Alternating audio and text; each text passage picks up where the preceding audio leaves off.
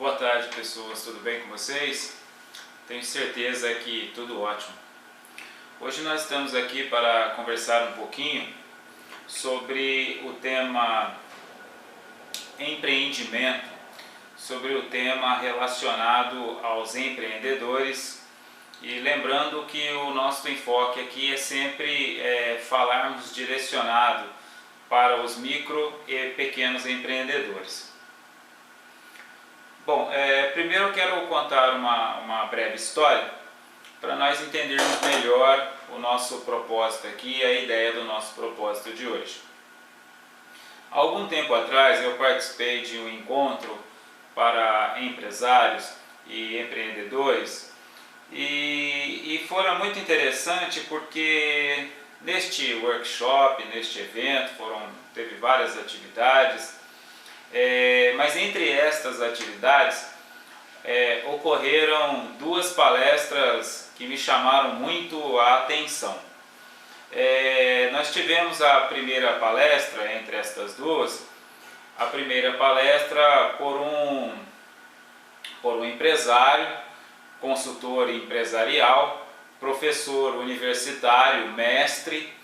E ele falava sobre a postura do empresariado, sobre a postura do empreendedor brasileiro, e que o empreendedor brasileiro era alguém que não persistia, que era alguém que era um tanto desanimado, que errava bastante nas escolhas, e falou fez alguns apontamentos no tocante aos equívocos que o empresariado, os empreendedores cometiam. E eu, após assistir aquela palestra, era um consultor empresarial bastante conceituado, tanto que eu disse que era um mestre, professor universitário, mas o que me chamou bastante a atenção é porque neste evento foi aberto para algumas perguntas.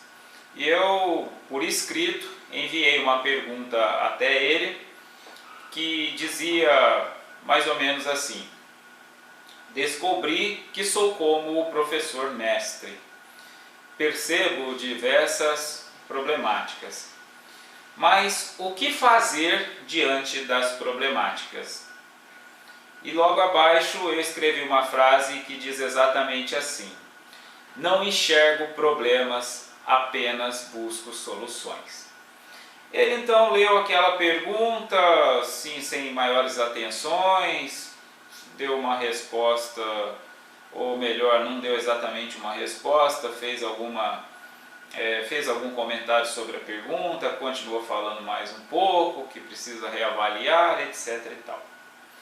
Mas o que me chamou bastante a atenção foi que o próximo palestrante estava sentado assistindo comigo a palestra. E quando ele foi até adiante, ele se apresentou como vice-presidente da Federação das Indústrias de um estado em nosso país, e ele começou dizendo mais ou menos assim: eu discordo um pouquinho com o meu colega anterior. Eu acredito muito no empreendedor brasileiro. Eu vejo muita persistência, muita atitude no empreendedor brasileiro. Eu vejo muito acerto por parte dos empreendedores brasileiros. O que lhes falta são apenas apoio e conhecimento para realizar melhor aquilo que eles já realizam.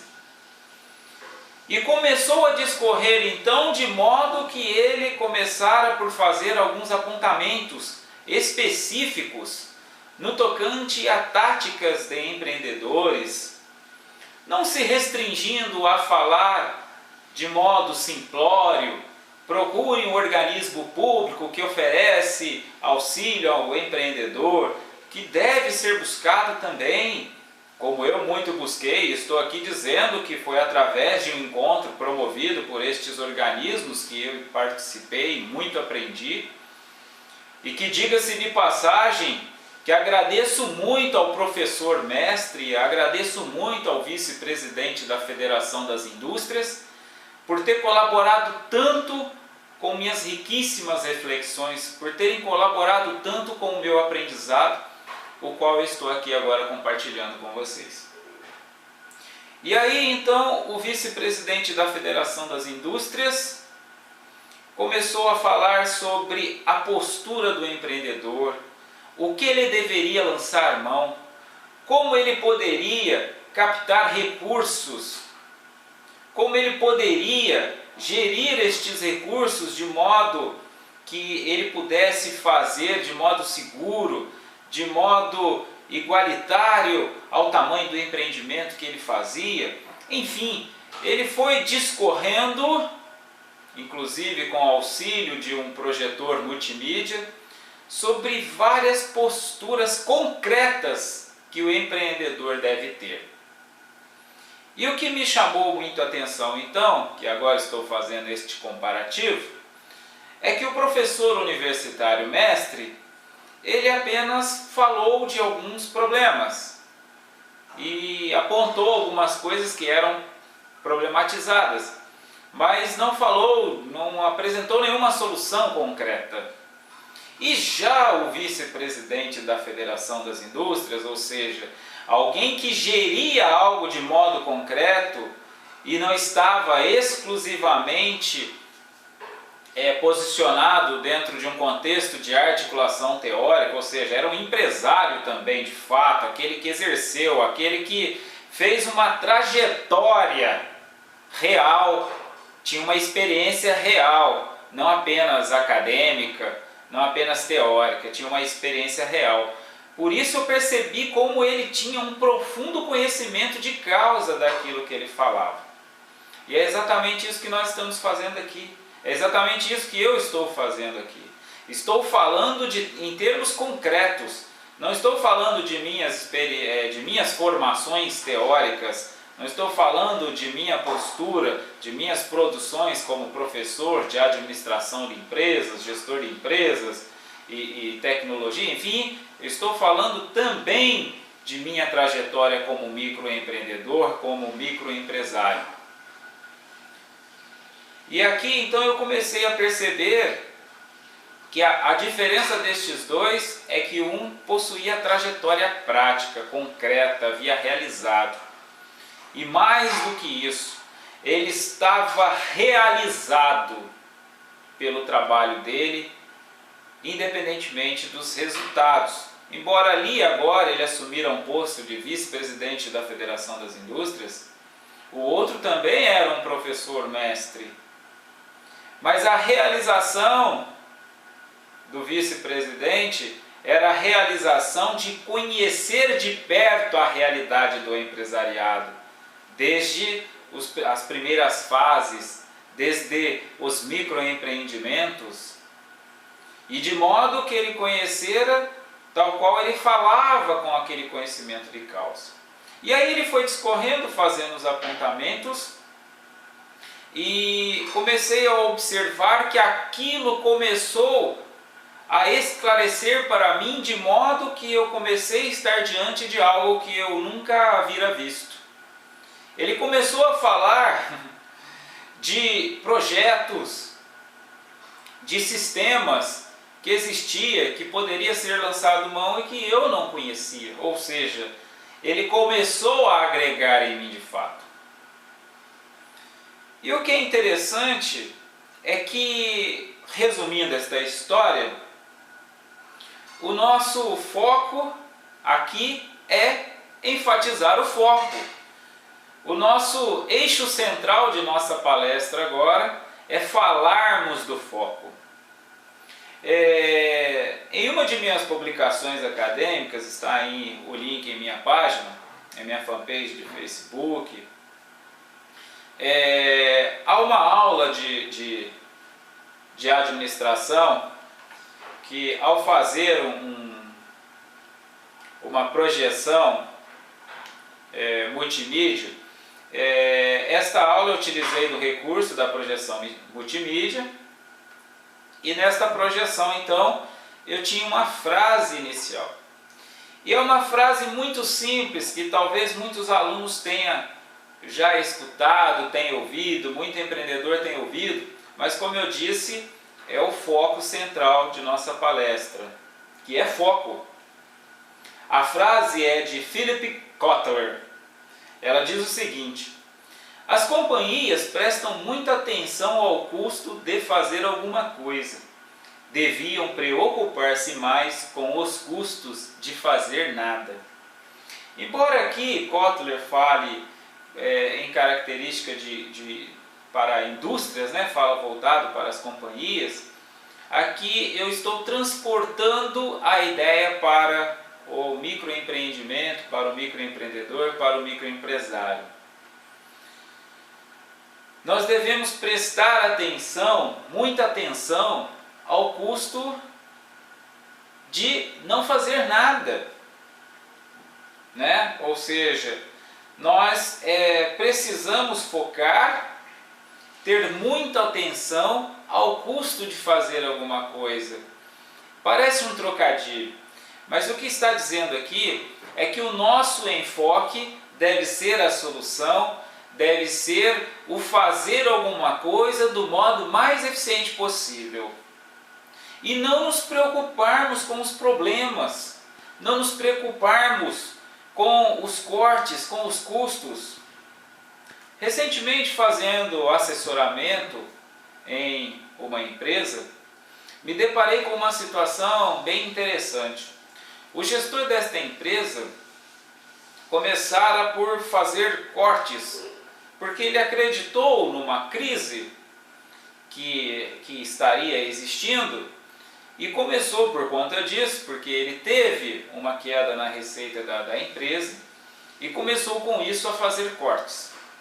E começou a fazer cortes primariamente a publicidade, no marketing, começou a fazer corte de pessoal, ou seja, deixou de fazer alguns investimentos e começou, além de deixar de fazer alguns investimentos, começou a fazer alguns cortes, chegando inclusive a cortar custos básicos.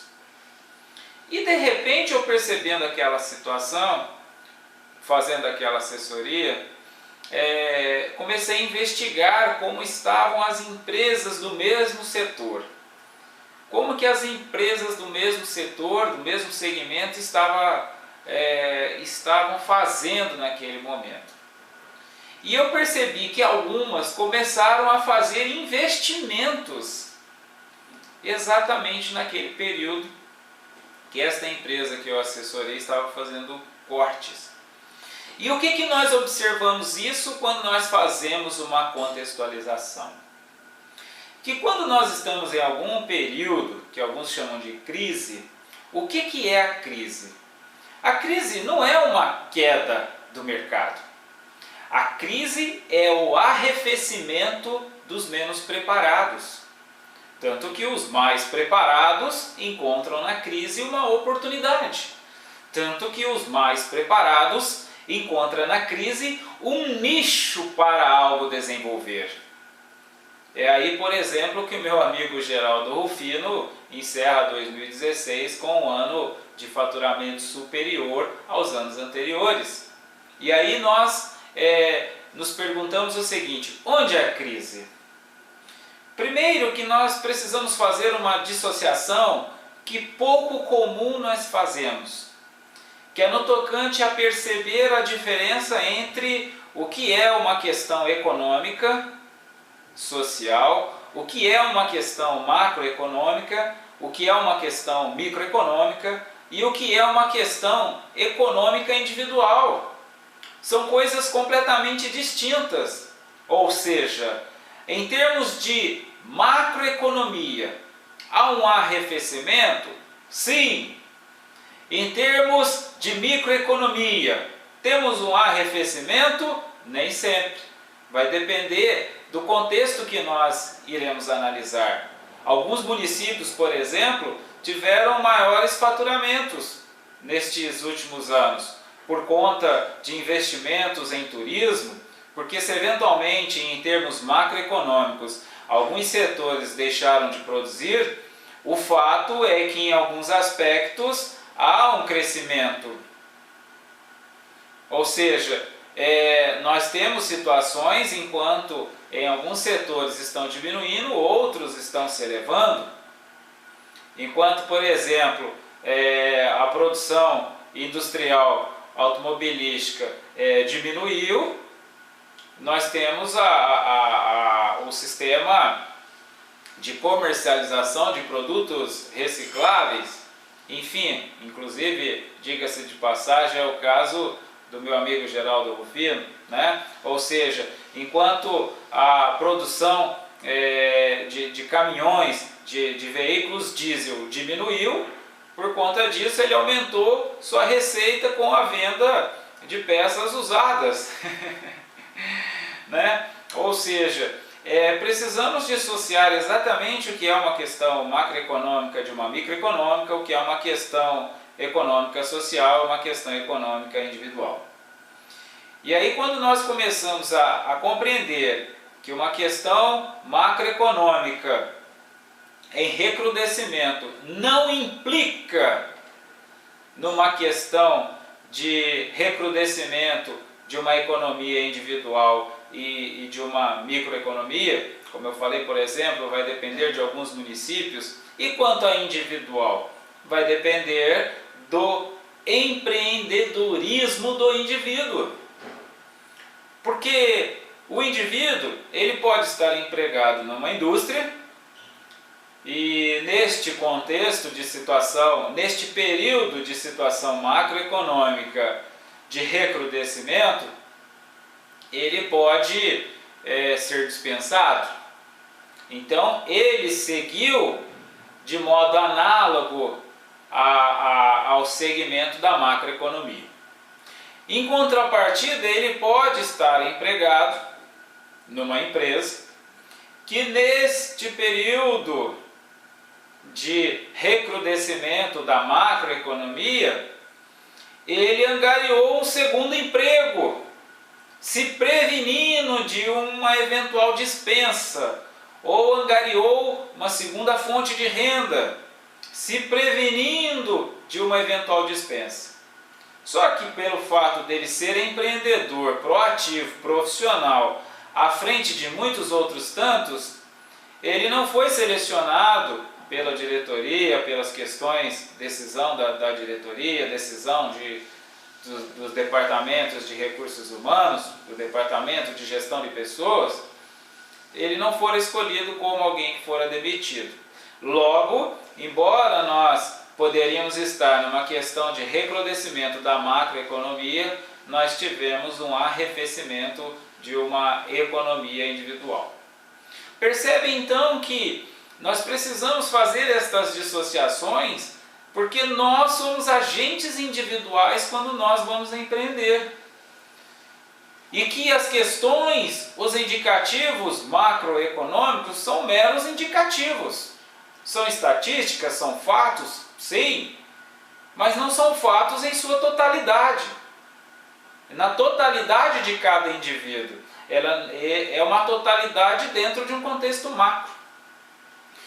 Eu produzi um artigo científico que fora publicado em diversos em revistas, fora publicado em algumas universidades, está também disponível na minha fanpage, onde nós fazíamos uma análise macroeconômica dos investimentos dentro de um município. E o que é interessante é que é muito claro e visível a relação completamente desvinculada de uma economia individual de uma questão econômica municipal. Principalmente hoje na era da informação, onde por vezes eu tenho falado em outras palestras no tocante às oportunidades de trabalho na era da informação. Eu tenho realizado algumas atividades, alguns serviços, alguns trabalhos, como eu disse em outros vídeos. O emprego tem se escasseado, não só no Brasil quanto no mundo, né? Isso é um fato. Os dados, as estatísticas, né? Os censos têm provado isso. Mas não tem censo que tem provado que o trabalho tem diminuído. Nós não temos censos que provem que o trabalho tem diminuído. Bem pelo contrário. As oportunidades de trabalho têm aumentado na era da informação. As formas de trabalho, as formas de empreender, as infinitas formas de realizações. Nós temos a impressão de que o trabalho estaria diminuindo se nós entendermos o trabalho como emprego. Logo o emprego escasseando, logo o trabalho estaria escasseando. Mas se nós compreendermos o trabalho como toda ocupação útil, e que por sua vez ela não necessariamente precisa estar vinculada ao emprego para que seja remunerada, isto na era da informação, logo não há qualquer relação. Eu tenho realizado alguns trabalhos, está na minha fanpage do Facebook, alguns dos trabalhos que eu tenho feito, e eu tenho realizado trabalho inclusive para outros países. E entre estes países dos quais eu tenho desenvolvido alguns trabalhos, alguns de meus trabalhos têm servido de base para milhares de pessoas em países como Portugal, Holanda, França, Itália, Suíça, Argentina e Angola. E aqui eu estou me atinando por um amigo na Angola.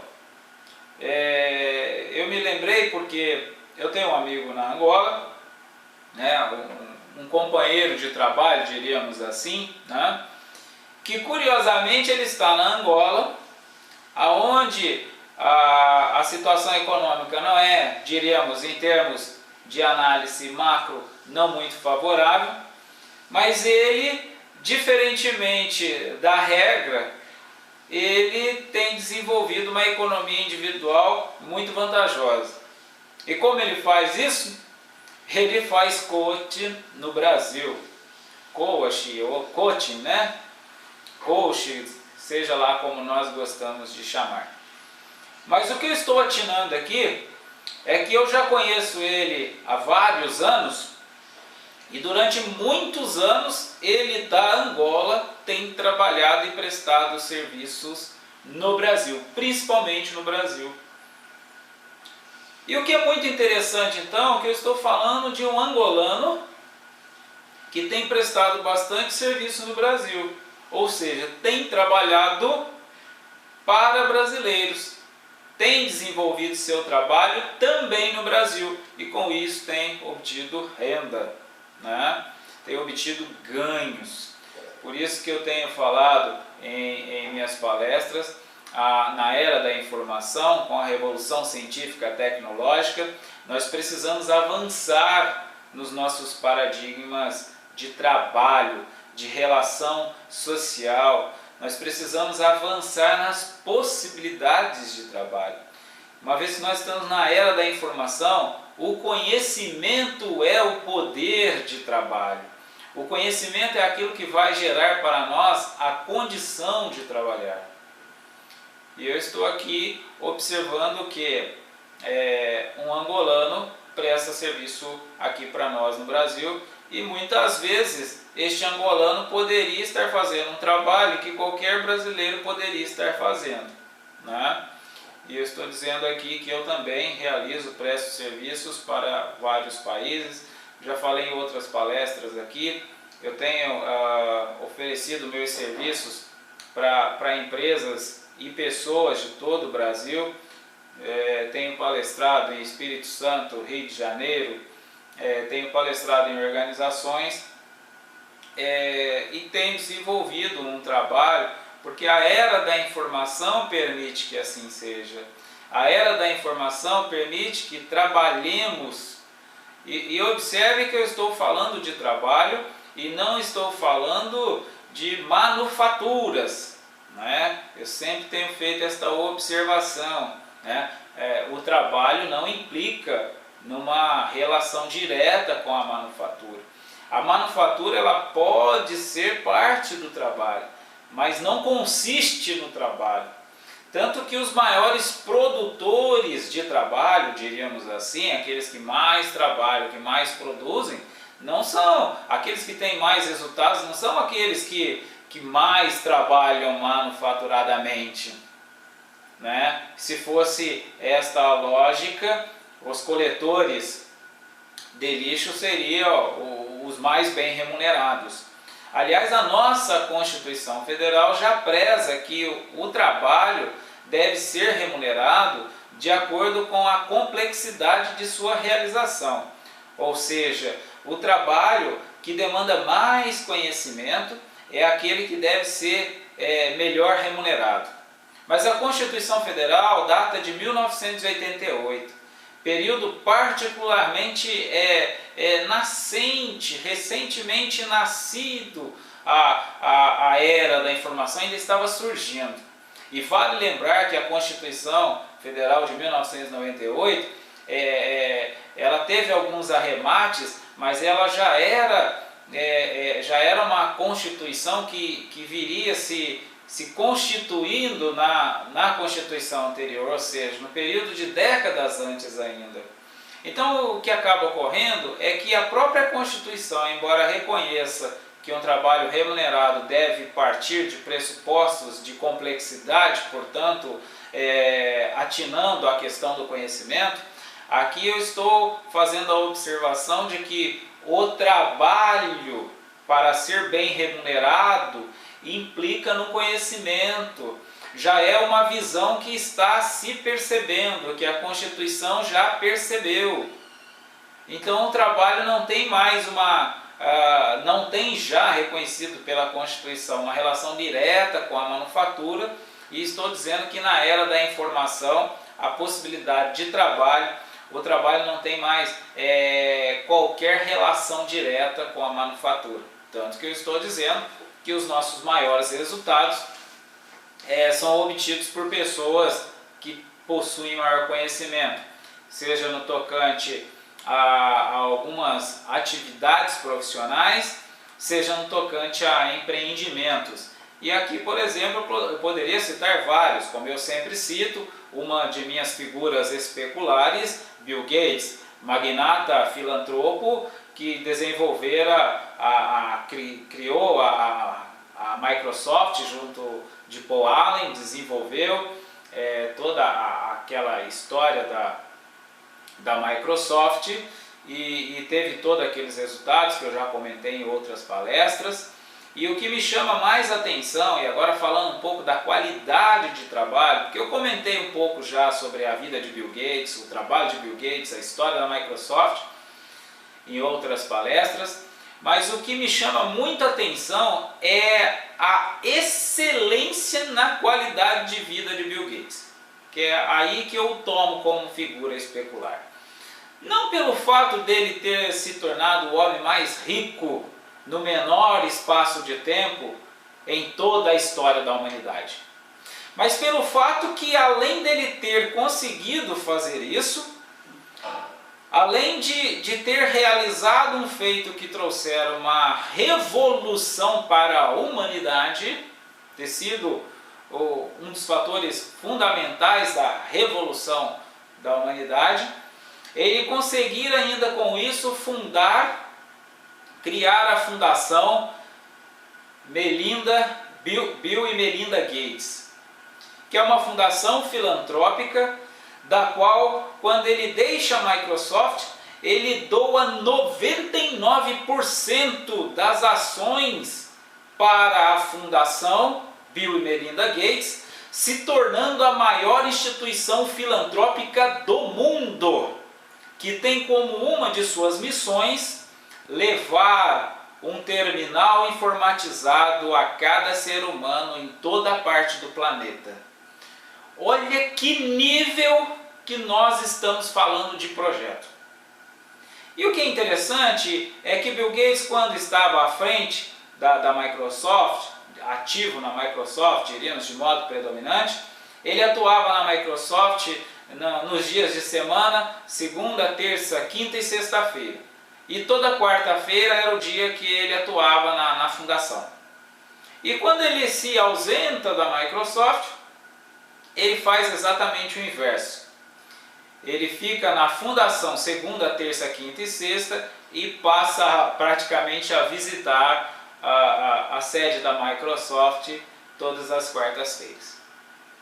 Então eu estou falando, e quero voltar aqui para este enfoque, de Bill Gates, filantropo, de Bill Gates, colaborador da humanidade, de Bill Gates, aquele que conseguira um sucesso pessoal de modo magnanimamente astronômico. É algo sem explicações, sem definições. E é este ponto que eu queria enfatizar, que eu quero enfatizar em nossa palestra. Porque como eu venho falado por vezes, meu propósito aqui não é falar o que os livros acadêmicos já estão dizendo por décadas. Não é fazer aqui mais uma vez o papel de qualquer bom professor universitário, de escolas técnicas, de organismos públicos, paraestatais, enfim. Meu papel aqui, acima de tudo, é colaborar com o desenvolvimento do ser humano, mas que isso, por sua vez, atuante dentro de uma vigência de uma sociedade do capital, precisamos entender em seu contexto as questões de relações de trabalho. E aqui, como o nosso tema é o empreender, observe que eu estou falando de um comportamento empreendedor dentro de um contexto de negócios e de um comportamento empreendedor, o qual eu chamo de empreendedorismo pessoal. É um modo de empreender pessoalmente. E que nós vamos começar a observar que os homens de sucesso, eles não são homens de sucesso porque fizeram um bom empreendimento empresarial ou um bom empreendimento de negócio. Eles fizeram, acima de tudo, um bom empreendimento pessoal. E que tudo mais fora consequência de seu bom empreendimento pessoal. E quando nós começamos a observar com esta forma de empreender, começamos a observar que o foco é o que nunca fora perdido de vista. Citando mais uma vez o meu amigo Geraldo Rufino, que eu sempre tenho citado, tenho falado para ele, inclusive, da destreza que eu observo na realização de todos os feitos dele, porque quando eu lembro aqui que a empresa de Geraldo Rufino faturara 50 milhões no último ano, é uma forma de definir apenas um homem de negócios, mas que isto é mera consequência de um grande homem, é mera consequência de alguém que nunca perdeu o foco, como ele sempre diz, o foco nas pessoas, o foco no ser humano, o foco, o sentido de qualquer feito que eu venha realizar. Para que eu preciso trabalhar? Seria esta a primeira pergunta. Nós estamos falando de possibilidades de trabalho, nós estamos falando de oportunidade de trabalho, mas acima de tudo, para que eu trabalho? Então, este é o foco. E quando nós começamos a focar que o nosso objetivo são as pessoas, o nosso objetivo são as soluções, e as soluções implicam nas soluções para as pessoas, não implica nos problemas, não implica em eventuais problemas que nós começamos a observar nas pessoas, que por sua vez nós começamos a observar em nossos empreendimentos, mas sim nas soluções. Em outras palavras, as nossas soluções somos nós e as pessoas que estão conosco em nossos empreendimentos. Então, o melhor empreendimento, a melhor realização, como dissera o vice-presidente da Fiesp, como fez o vice-presidente da Federação das Indústrias, ele focou e fez apontamentos em soluções, trabalhou com as soluções. E as soluções dos microempreendimentos e dos pequenos empreendimentos são as boas relações com as poucas pessoas que farão parte deste empreendimento. Então, se eu espero ter sucesso no empreendimento, e aqui quando eu falo ter sucesso no empreendimento, não falo apenas no tocante ao dono de um negócio, falo também para aqueles que farão parte deste empreendimento, que embora poderão ser contratados, precisam assumir a postura de que também são donos e proprietários daquele empreendimento, que fazem parte daquele empreendimento. O gestor daquele empreendimento precisa ter consciência que ele não conseguirá ser gestor sozinho, até porque ele é pequenino. Mais do que ninguém ele precisará unir forças. E de nada adianta ele buscar auxílio de forças externas, instituições financeiras, bancos. Ele precisa das pessoas que estão com eles. E mais uma vez, reitero e falo aqui por experiência própria. Eu que já empresariei utilizando centenas de milhares de reais, descobri que o sucesso só é possível quando todas as pessoas são consideradas, a começar por aquelas que estão juntas de você. Eu já tive centenas de milhares de reais disponíveis e isto não implicou em grandes empreendimentos. E é exatamente isso que nós não podemos perder de foco. Geraldo Rufino conta em uma entrevista, aliás ele conta no livro dele também, O Catador de Sonhos, que ele já quebrou 4 ou 5 vezes, se eu não me engano. A última vez que ele quebrou, fora deixando uma dívida em aberto de 16 milhões de reais. E ele conta que isso não foi erro de estratégia, que isso não foi porque ele tinha algum problema que ele não viu, foi porque ele perdeu o foco, as pessoas, a começar por ele mesmo. Como ele diz, ele quebrou por vaidade. Quando ele começou a achar que ele estava distante das pessoas, que ele estava acima de algumas pessoas, foi quando ele não conseguiu manter aquele empreendimento dele e enveredar por uma dívida de 16 milhões.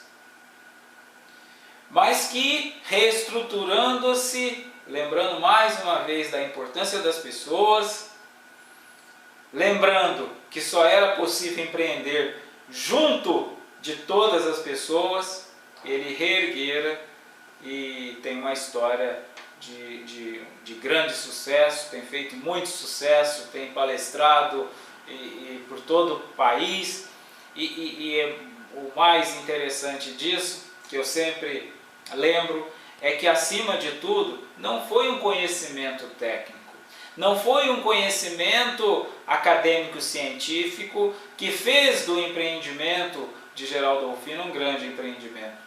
De todos os homens que tiveram grandes sucessos em seus empreendimentos, não fora por conta de técnicas, de articulações, foi por conta de pessoas certas, na hora certa, no lugar certo.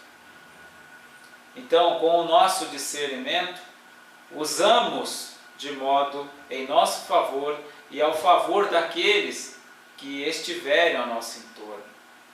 E como bem diz Geraldo Rufino, em sua última conversa, que fora uma pequena conversa que ele fez de modo bastante informal, onde ele comentava sobre a questão de membros da família trabalhando no próprio negócio, onde ele dizia que o membro da família, o familiar, trabalhando junto no empreendimento, não deve ser aquele quem deva vestir a camisa, deve ser aquele que deve tatuar a empresa.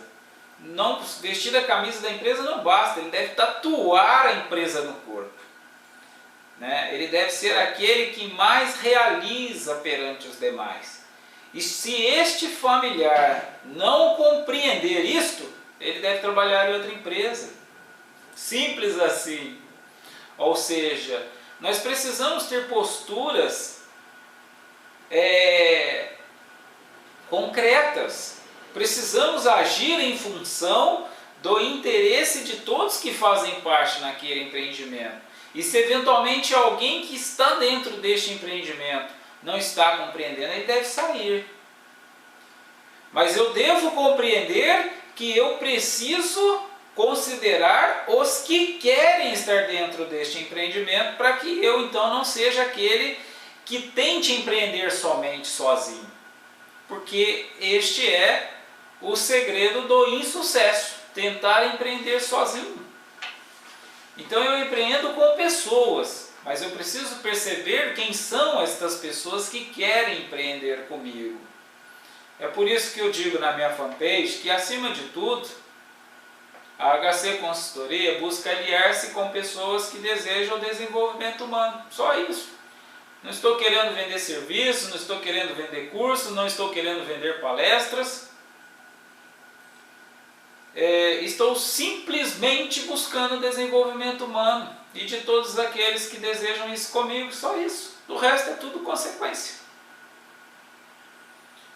Os meus amigos, meus amados amigos, os quais eu volta e meia falo com eles, e alguns têm feito um trabalho por todo o Brasil e pelo mundo, inclusive um deles fará um trabalho agora no mês que vem na França, pessoalmente.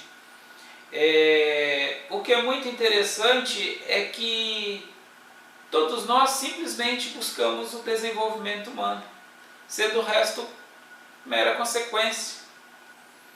E não estou falando aqui em tamanho de empreendimento. Embora eu mais uma vez repito, o nosso foco aqui, o nosso enfoque é tratar dentro de um contexto de micro e pequenos empreendimentos, mas neste quesito a situação é a mesma. É a mesma para Bill Gates, é a mesma para um pequeno empreendimento de prestação de serviços na área de TI. Relacionar-se com as pessoas certas, no momento certo, nos lugares certos. Compreender esta dinâmica. Isso muitas vezes implica que nós precisaremos sim de apoio, mas apoio de pessoas que nos agreguem, de pessoas que têm algo a oferecer para nós. Então, mais uma vez, agora fazendo o encerramento, nosso tema aqui que é empreender. Observe que nós não estamos seguindo aqueles paradigmas de empreendimento. Inclusive contei uma história onde um professor universitário mestre falava de um empreendimento, de modo de iremos seguindo aquele paradigma comum, de que brasileiro só quer saber de futebol, né? Mas fazendo uma generalização. E aqui eu fiz algumas observações no tocante à dissociação de uma macroeconomia, de uma microeconomia, de uma economia social, de uma economia individual. Nós somos individualidades. Nós não somos o orçamento do país. Nosso salário não é o orçamento do país, nosso salário é o nosso orçamento doméstico. Esta é a economia que nós temos que aprender, a conhecer, a compreender e a trabalhar com ela. E buscar compreender todos os aspectos que envolvem a economia doméstica. O faturamento doméstico, a receita doméstica. E eu não posso jogar tudo isso nas costas do emprego, nas costas das políticas públicas, nas costas de gestores públicos. Porque eu quem tenho o orçamento doméstico, eu quem sou responsável pelo orçamento doméstico. E este orçamento deve ser gerido por mim. Então eu preciso compreender.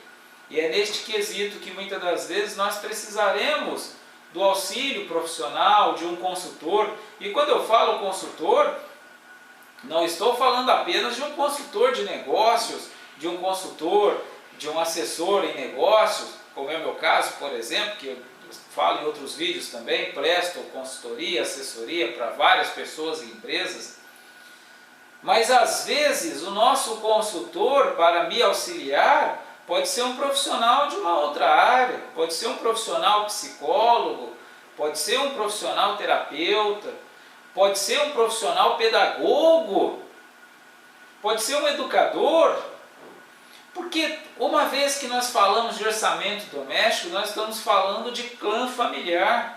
E clã familiar nós estamos falando também dos aspectos educacionais de nossos filhos.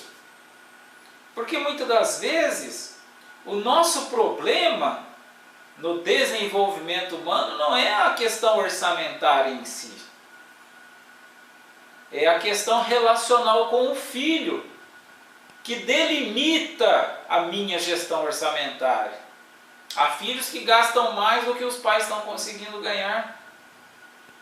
Há filhos que têm gerado custos que os pais não têm conseguido suprir. Enfim, nós precisamos entender toda esta dinâmica que envolve o ser humano, mas dentro de um nosso contexto mais próximo. De nada adianta nós ficarmos observando as questões macro e esquecemos das questões individuais. Na minha page de Facebook, eu observo que uma das figuras especulares que eu tenho é o grande economista Ricardo Amorim. Mas observe o seguinte, eu estou dizendo que é uma das figuras especulares. Ou seja, é alguém que eu observo que tem um conhecimento de economia muito profundo. Mas que economia que Ricardo Amorim tem um conhecimento muito profundo? A macroeconomia e a economia dele. A minha economia pessoal ele não conhece nada. Sou eu que preciso entender. Então não adianta eu todo dia assistir Ricardo Amorim falando da economia do Brasil e do mundo e não estou tendo a menor noção sobre a minha economia. Não adianta eu ficar vendo telejornal falando sobre as questões econômicas do meu estado e eu não tenho a menor noção de como gerir a minha economia familiar. Não adianta eu ficar lendo os jornais de meu município falando das questões econômicas de meu município e mais uma vez eu não tenho a menor noção do que fazer com a minha economia familiar. Então foco! Vamos focar em nós mesmos, nós individualidades, para entendermos nós mesmos, para entendermos o trabalho relacionado a nós mesmos, para compreendermos a nossa economia, para que deste modo, então, façamos as coisas com foco. Então, este é o nosso tema, empreender com foco. Esta é a nossa palestra sobre empreendimento com foco. Quem tiver alguma dúvida, alguma pergunta, tiver algo a acrescentar, nos encontramos em completa disposição. Muito obrigado mais uma vez pela colaboração de todos vocês. Muito obrigado.